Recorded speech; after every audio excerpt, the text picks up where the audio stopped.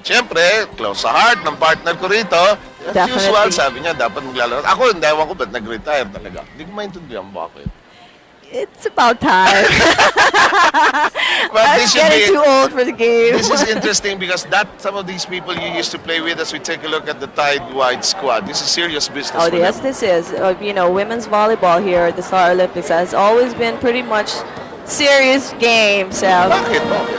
I don't know. I don't know. Did I have something to do with Hindi that? naman, hindi naman. But the intensity was always there when you were playing. all But the team captains were pretty serious at that time. I guess you know, so. when I was still playing. si Maymay Davao nandito sa kabila. Snaku And Green. si Sylvia Sanchez as we present you, Snaku Green against Tide White. This is a good match. Oh yes, this is because we have very strong players in both teams. We've got Maita Sanchez, Maricel Morales, and we've got Joan Quintas, who's a tall player for Tide White, and of course Elaine Kimwell is also with Tide White. And at the Snaku Green team, of course, we've got Yula Valdez. A lot of my players are in the green team. Exactly. At saka We've medyo got divided na. Beth Tamayo, Oo. Yula Valdez, Sylvia Sanchez, Maymay Davao. We've got Charmaine Arnaiz is also playing again here, and a lot more. So, but the names that I mentioned are the strong players. It's going to be Snaku Green against Tide White. And some We are players- here at the first set. Yes, Sev. Makilala mo at some new faces as well. Some people I used to play with. Ito ang seryosong si Joan Quintas. Maymay Si Davao Maymay on yan. screen. Ito si Joan. First serve, we're on the Joan way. serving. There's Beth. Here's the set by Maymay. Beth, easy over. Joan. Okay, Maymay Davao. Putting it over. No spiking yet. No one's attacking. And misunderstanding there by Yula and Beth. Kasi sa tagal ng bola, tatlo nakabalik kay Beth. Nagulat si Yula, hindi siya ready dun sa Yeah, ball. she wasn't prepared. Hindi siya ready. Joanne with another serve. 1-0 is our score. Mas Ganda ng mahabang habol. rally natin dito ngayon. Oo. Women's volleyball. Pwede pa ako magbasa ng lahat ng sponsor nito eh. Hala, tama ka Mare. O, tingnan mo. Hala, hanggang bukas to. Oh, that's right. Okay, Yula putting that ball over. There's Maita. Here's the set. Sylvia getting that one. Maita. My. With that error, costing them a point here at the first set. 2-0 is our score. White. Still serving, Joanne. Here's Maymay with that over. I think she has to be careful with that kind of shot. Here's Sylvia Sanchez. Here's Maita. Dropping that well ball. Nobody there. You know, And Snaku Green itong si, missing to get that one. si Maita parang why no? She gets older, she's getting better and Getting better. better, yes. Oh, And she looks more fit this year. actually. Here's Yula with that reception. Setter. Here's Sylvia. Ay! Missing that one. Hitting that ball sideways. You know, I used to remind them before. Tell me about this now. Not to hit that ball sideways. Itong si Silvia, emotional siya sa game. Ano? Very much emotional. Kasi That was on the line. seryoso din sa kanyang volleyball. Ano? Serious business here. Uy, You know, every time it's women's volleyball, I get, Oo. you know, yun my feeling talaga is talagang kala mo, naglalaro din ako di ba? ikaw Here's naman, kahit Sylvia. Cuba, Brazil nung tayo eh. Parang ka Akala na rin mo na naglalaro naglalaro. eh. Uy, may ball reception. Missing that one. May ball reception problem itong grupo ng Green. Kulang pa sa dig yun. Actually, So, 0 still here. Snaku Green still not getting any point. ito ang hardworking Tessie Celestino ng Airtime Marketing. Of course, with pagod na Tita yan. Nita Trofeo. Oo, pagod ngayon yan. Kasi ito yung mga opportunity na magpahinga, yung ball games. Joanne with that up. Here's Maymay setting to Sylvia.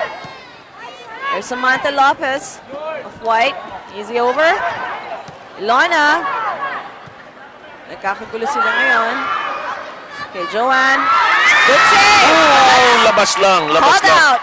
Labas lang. Too long. Nice try. Of course, all the girls will have to be given a chance to play here. And a lead na ganito kalaki gives That's you a right. chance to do that. Oh, yes. Joanne, that beautiful serve. Overset.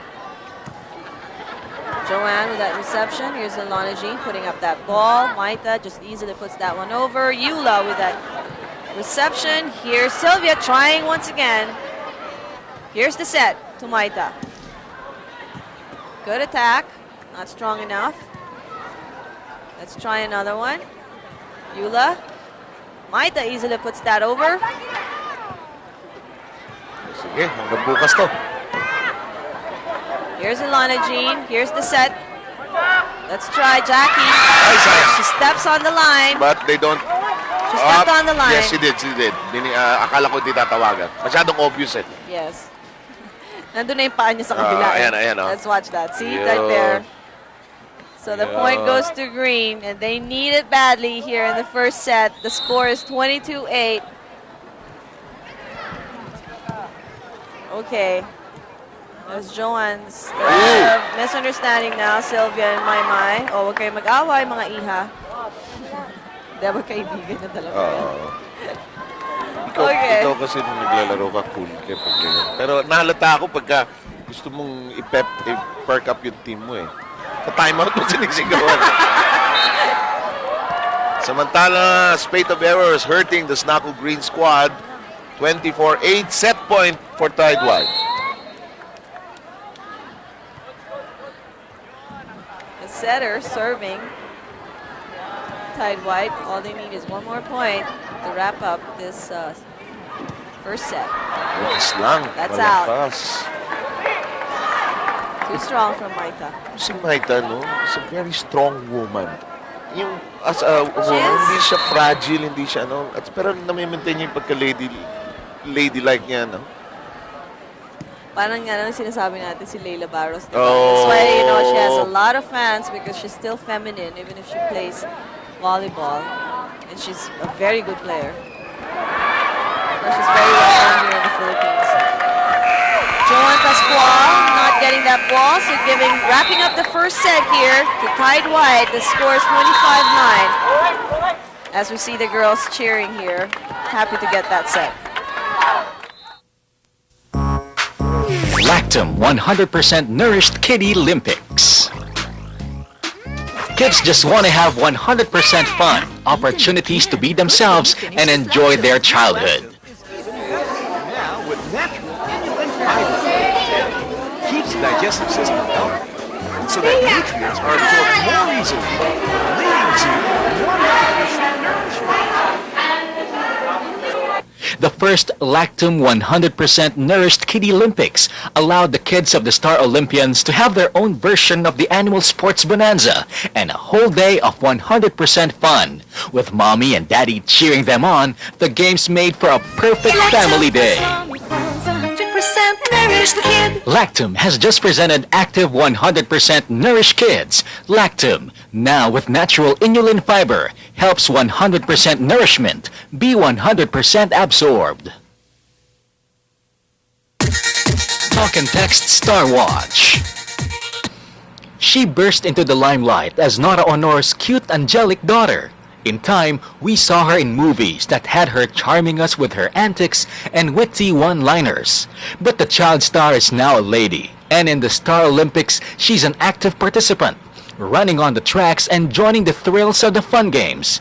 And in her career, she's now acting out roles her age, like falling in and out of love. But the sweet angelic face remains, and Matet De Leon is still very much in the hearts of her fans. Yan ang galing ni Matet De Leon. Talk and Text with Zed had just presented a star for today and tomorrow. Lahat ng trip mo nandito na sa Talk and Text with Zed. Alam mo nyo sa Star Olympics, ito hindi nyo makikita sa NBA, sa PBA, sa PBL, kahit sa Liga, kahit sa Sydney Olympics, kahit Atlanta Olympics, hindi nyo makikita po itong mga nagdidiwang na tao na ito. That's right. They're happy because they got the first set. Tide White celebrating there. Ito si Joan Quintas, lagi kong niloloko. Ikaw sa lahat ng binibining Pilipinas, ikaw ang pinakamalikot. Malikot nga. Ang gulo-gulo nito grupo. Ayan, tingin, sige. Hala. Dito mo talaga makikita sa Star Olympics. Oh. Hindi sila mga artista dito, Seb. Fan at saka player lang sila having a good time. Which is the idea of Yes. Star Olympics, to bring out the camaraderie in all the actors in the KAPPT. Key. Welcome all of you. Seb Sarmenta alongside my tag team partner for volleyball, Myla Gumila, here for the Star Olympics for 2001. First set went the way of Tide White in easy fashion, if I may say so. Let's see if Snako Green can That's out. bounce back. Good eye there by Sylvia. Of course, we've got Sylvia Sanchez serving again for Snako Green. Again, thank you very much. Standard gas stove, McDonald's, and Ligo corned beef. That is out. That was called out. Service error by Sylvia. They need to get this set. Bring it to a third set here because Tide White got the first one. Vila Alvarez with that error. Sailing that ball one out of bounds. So we've got Tide White to serve. That's Elaine Kimwell. Joanne with that reception. Elaine, the setter of Tide White. Maricel Morales just easily putting that ball over. Here's Elaine setting it to Maita. She just puts that over. Mai. Natatakot sila mag-attack. Misunderstanding, Joanne Pascual. Second ball to the setter. That should have been Mai's ball. And the score here is 1-3 in favor of Tide White. Here's Elaine Kimwell. Another error from Vila Alvarez. Yeah, she should just stop that ball, put that ball up, so another player can hit it. Charmaine Hernandez getting nervous for all the other players here because they lost the first set. So serious si Charmaine ngayon. Ngayon si Beth Tamayo may bandana sa ulo, no? Kulay orange, sabi niya baka mag-iba ihit ng hangin pero down sila rito. Okay, Mai overset there. Tries to set it to Yula. Easy over, but that's Pwede, lumusot na. that's out. That's out eh. Either that or tumama sa net. Elaine still serving here. Nice serve by Elaine. She's still the setter. Joanne. Lock, galit yung Puts alay. that to Sylvia. Okay, that was good. That's out. Another point. In. Oh, that was called in. That was in. Sheila Israel here. And that is our official ball, Molten, for the Star Olympics for 2001. We welcome you back. Seb Sarmenta alongside Myla Gumila for the games this year. Oh, may problema ang green. Another error from the green. Snako Green. And the Tide White, shy of wrapping up this second set and winning the game. 3 points away. Lane Kimwell. Joan Quintas making an error, giving a point to Snako Green. Vila Alvarez to serve now. They Problema cannot afford to make any mistake now here in the set. Yes. Problema ni Joan, hindi niya alam gagawin sa kamay niya bago she goes into the spot. Maraming hand movement siya ngayon bago siya bumili. Para sa Kasi masaya. hindi niya alam kung kailan siya tatalo. Oo, actually. So, damakmak na pagkain na inaalay dito ng Dunkin Donuts. There's a free point given by Gila Alvarez. Yan ang sinasabi ko, hindi sanay sa rally point. Giving a free point to the Tide White. Score is 23-18.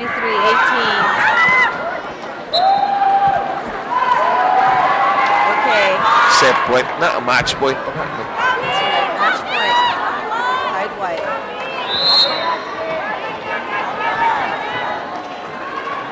There's Sylvia. Easily putting that one over. You know, never say die, Sev. Actually. See? But it's There it over. is. There's an error. That'll do it. White will march into the Yes, battle for the gold medal here at the week. Star Olympics. Yes, next week. And they will be dancing. That will be most likely because of this victory. Our Fila's best player of the game, Elaine Quemuel. It's time for the Milo Marathon Quiz Challenge.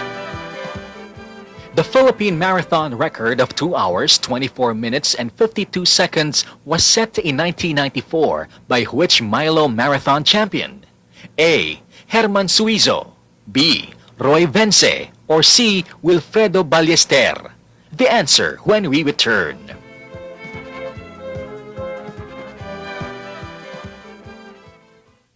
This is Star Olympics 2001 at dadako tayo dito sa pangalawang laro sa junior division sa basketball at ang blue at red ang magtutuos ngayon, ang clean cotton blue at lactum red ang maglalaban, and some familiar faces you are going to see tonight. And some family, it's a family ball game to a certain degree dahil you'll see the brothers Gutierrez playing against each other as one of the attractions of this red versus blue game. You're Sa referring to junior division. Elvis na Elvis maglalaro sa blue, clean cotton blue. Tapos sa lactum red, si Rocky. si Rocky Gutierrez. Rocky And they Gutierrez. play the same position. Panentro sila pareho because of the height. Yan, si Elvis yung nakasalaming lalaki. Hindi na bata eh. Kasi college, Hindi alam ko, na. college siya to si Elvis eh. Dahil, well, nag-apply yan sa eskwelahan pinagtuturuan ko. Alam mo na Sa yun, no? admissions College office. na. So college yan. College na. On that note, his brother Rocky, natatay yung sentro at of course, proud parents of the Rocky and Elvis. It doesn't matter who wins here para kay Eddie Gutierrez. Makita lang niyang okay laro ng mga anak, ligtas, at masaya. Importante rito. Well, of course, kayo po, mahalaga po sa amin na masayahan kayo dito sa larong ito. A lot of familiar faces, as I mentioned, maglalaro sa game na ito, clean cotton blue, with, nasa lineup nila, bukod kay Elvis, si Isko Moreno, si Marco McKinley ng UMD dati, si Carlos at Michael Agassi, nandyan. O si Carlos lang maglalaro. Si Yung Carlos. kapatid niya, hindi. Si Mo Twister, nandyan din. So, dalawang rapper nandyan kasama ni Elvis. At So, isang dancer. Medyo musical tayo. Isang dancer. Sa kabila naman, sa Lactum Red, we see Mark Anthony Fernandez suited up para sa Lactum Red team. Yun po bang nasa Lactum ng mga... Si Robert Ortega, Robert si Konsehal. Ortega, Konsehal. Tapos si CJ Ramos nandyan din. At marami pang iba na masasaksihan nyo po. Opening. Sa simula ng laro, basket kagad for Red. Yes, RD Aquino hitting the first 2 points for the red team ng Lactum Red at Clean Cotton Blue. Together with RD Aquino inside, Francis Rico Fort, Rocky Gutierrez, Paulo Gabriel, and Harold Macasero. Backing violation early for the Clean Cotton Blue. Mo Twister. With some antics there. Aga-aga eh. So yung mga nakikinig sa radyo ng alas 3 ba, alas 4 sa FM ito yan si Mo Twister. Of course, meron siyang programa sa cable. But he plays good basketball. Nakita ko siya mag-basketball full length last Yes, year. Well, almost. Na-injure eh. Kasi nakakatakot maglaro to si Mo. Pumipitik yung paa niya. He jumps and very accurate medium range shot. And Rocky Gutierrez immediately making his presence felt. Good move by Rocky Gutierrez. Yeah, reminds me of Danny Francisco. Medyo pumihit ng ganun. Ito, kanan to si Rocky. Yung lefty. Kanan, tapos lefty. He's no lefty. No lefty. Okay. Bingi ako. Siyempre, right-handed. Oo nga eh. Ay, nako. Diyos mio.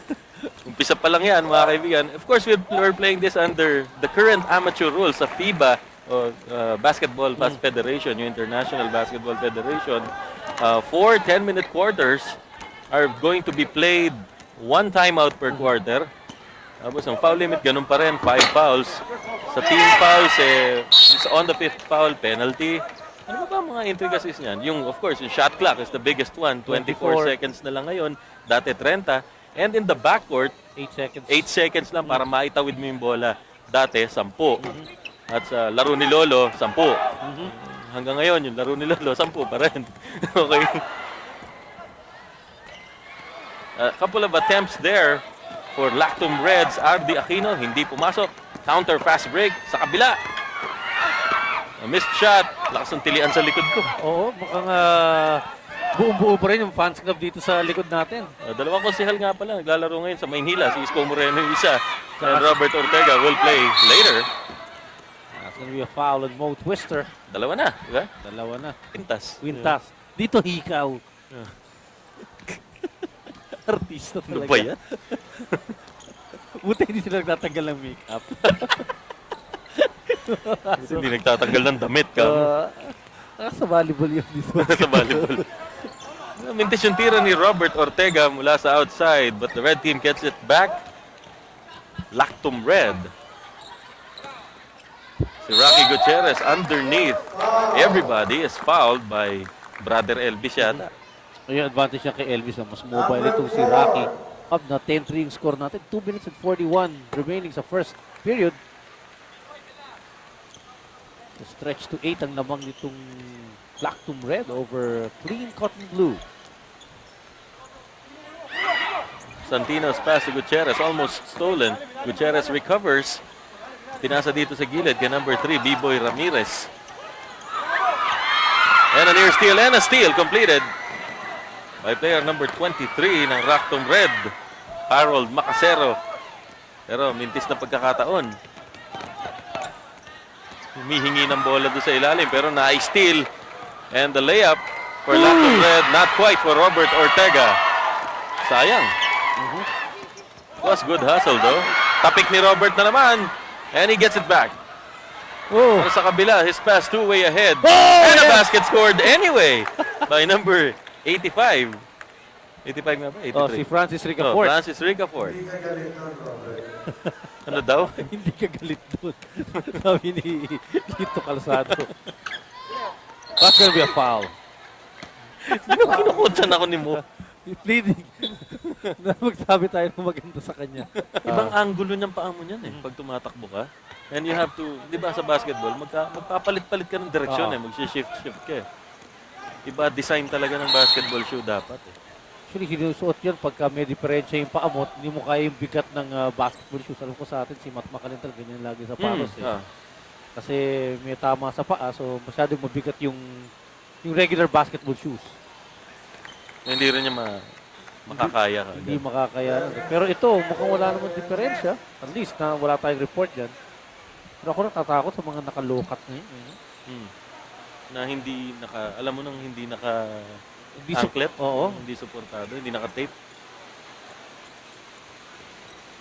Well, no shots taken here.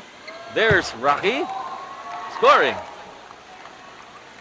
Yung lamang ngayon, double digits na. Only 4 points scored by Clean Cotton Blue here. 56 seconds remaining sa first period.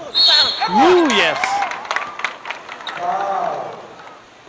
May nagtanong sa akin kung ano apelyido ni Mo Twister Sabi ko siguro Twister. Well, he's been in the news lately for some controversies about his love life. He's always been in the news lately for some controversies about his love life. He's in constantly, I think he is.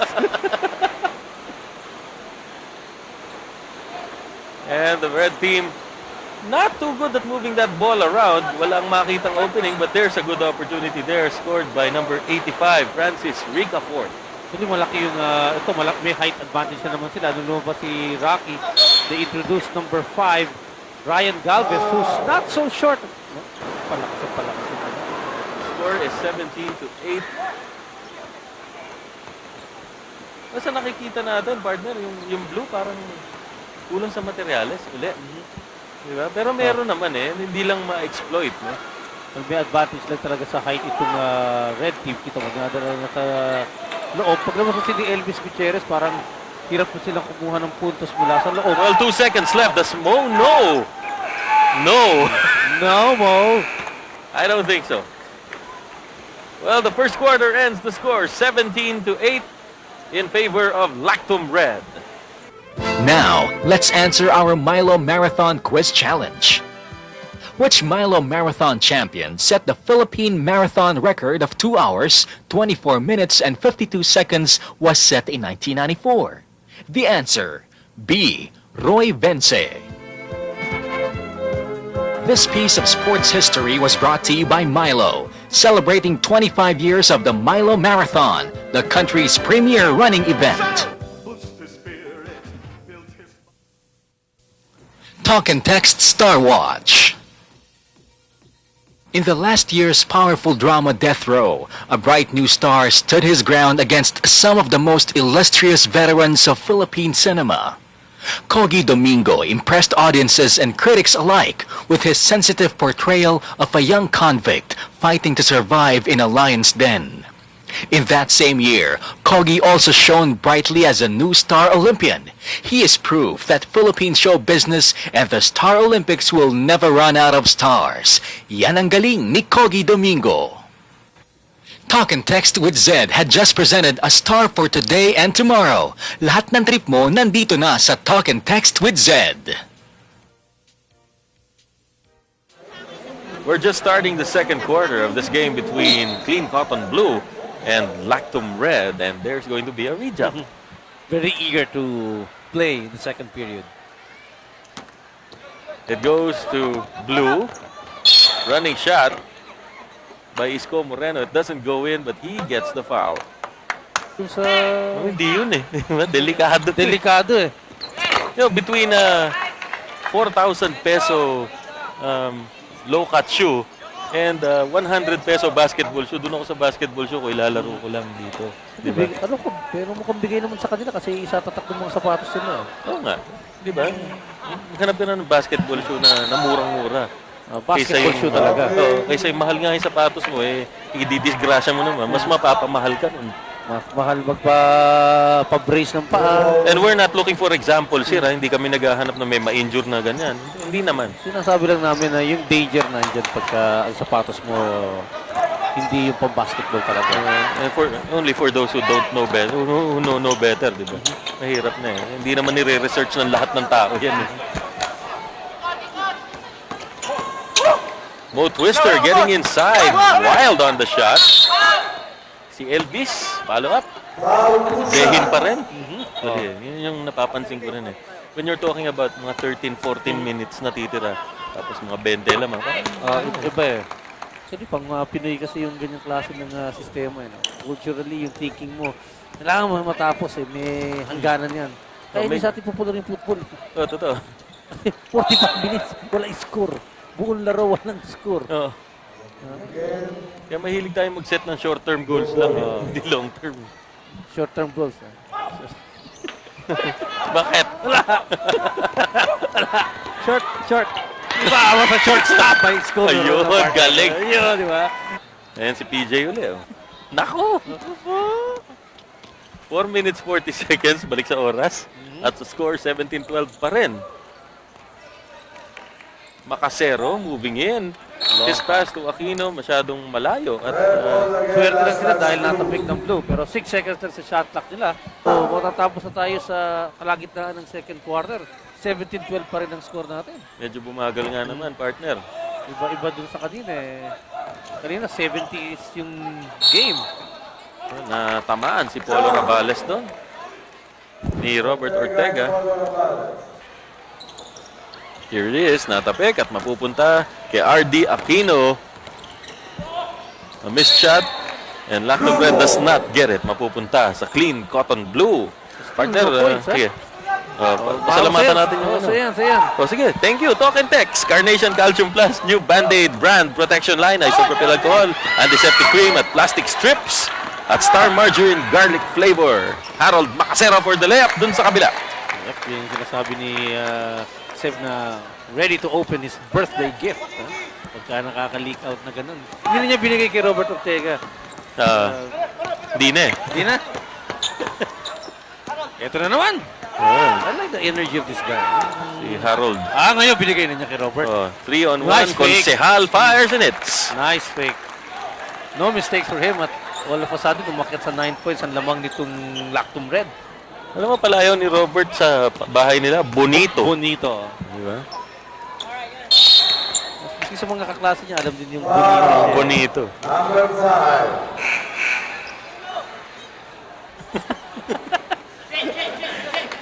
And Elvis fires from outer space. He misses. 11 lamang ng red team. Running shot. Missed. Sinungkit at tumumba. Dahil nandun sa ilalim si Mo Twister na nagsisilbing hump. Running shot. None there. Robert Ortega has it and throws it to the other side. 2-on-1. Good pass. RD Aquino over to number 85. He misses. Ricafort, sorry, miss. Ang ganda na ng setup sa kanya eh. And there was not even a semblance of defense from Gutierrez. Ay, pagod na rin si Elvis. Yung takbo niya, iba na eh. Pagdating sa court niya, biglang babagal. And Mo tries from outside. At si Elvis lumalakad na lang. May mewang pa nga kanina. Binabalakang na siya. O, tama yun. Yung mga term sa atin, ano? Binabalakang, inaatay. Inaatay. Yan yun, para sabihin magkapagod na pagod ka eh. Oh, tumba. Bakit sapatos tanggal ni? Tumilapon yung sapatos. Kailangan ng masking tape yan. Kaganyan. Ano na naman yan, ano? Low-cut? Lokat yan. Lokat yan, ganyan. And he was just walking. Yung maluwag yung pagkakasintas niya dyan. Kailangan ng masking tape yan. Pati sa sapatos i-tape niya. Yeah, si Francis Ricafort, tape niya yung sapatos. Didikit sa medyas para hindi na Tama ubad. na. Ang problema nun, baka sumobra naman yung kapit. Kapit, hindi naman na rin dugo mo mahirapan ka tumakbo. RD Aquino for 3. But luckily, Ricafort, natabihan natin mamaya. At hindi pa rin makapagtali ng sapatos ng matino. Sabi kasi i-masking tape eh. Kahit scotch tape siguro. Mo Twister going around the block. His pass downstairs. Reverse layup. Ganda naman ang pangyayari. Maganda yung pasa, kinuha sa reverse. But still, a 12-point deficit facing clean cotton blue. 14 seconds remaining. It's the second quarter. Mo Twister may have some time. He has 7 seconds left. He makes the layup. 28-18 with a second remaining. That will not count. We are at halftime already. Ang baba ng score natin. What happens next is anybody's guess. The second half coming right up.